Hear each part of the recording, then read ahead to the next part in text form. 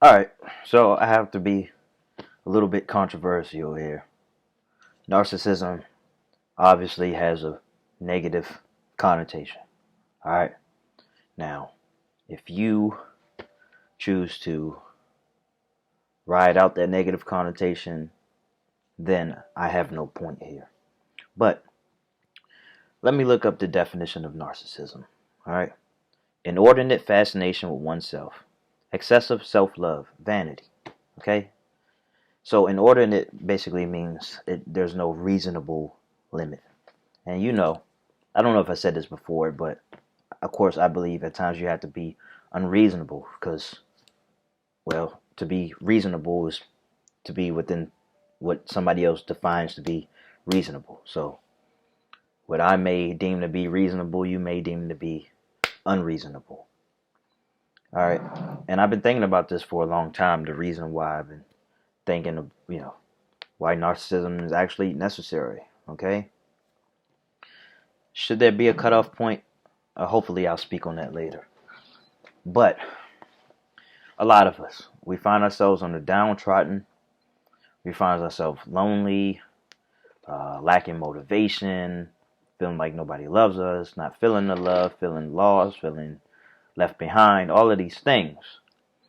And this is where narcissism is necessary. A lot of people don't have a cutoff point.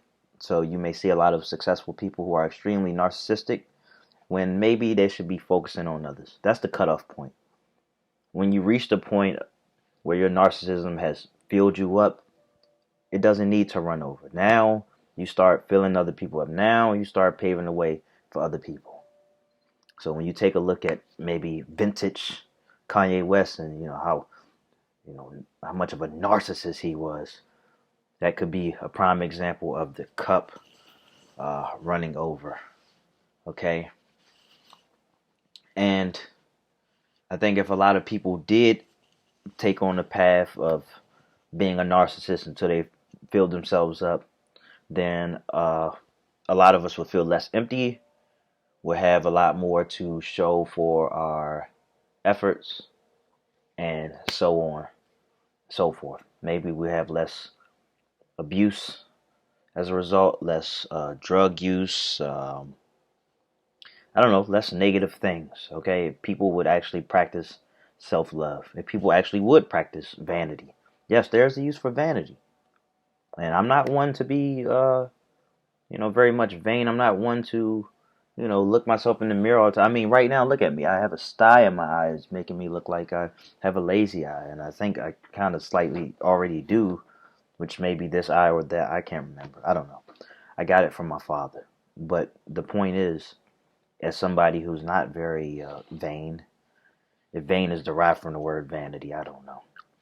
But I understand that there have been many times where even though I have a great support system, there have been many times where I found myself at a position where actually nobody could help me but myself, where nothing was going to help me but self-love, even being unreasonable.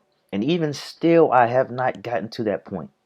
The furthest I've gotten to that is that I say I a lot. I do. I say I. Okay? So what? I say I. If I say you, then people say, oh, well, what about you? You always pointing the finger at somebody, never at you. So, you do, you don't. I mean, damned if you do, damned if you don't.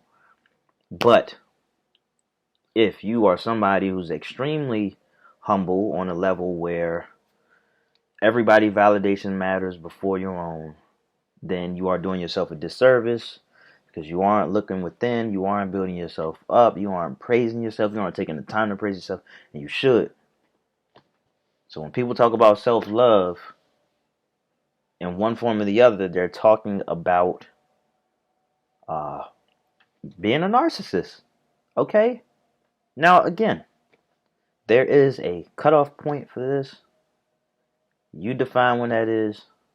You don't want to let the cup run over. But you don't want to go through your life being empty because people think you are just being an unnecessary narcissist. Yes, there is time to there are times where being a narcissist is necessary. So if it applies, apply it to your life. Okay, more information coming soon. All right, feels good to be back.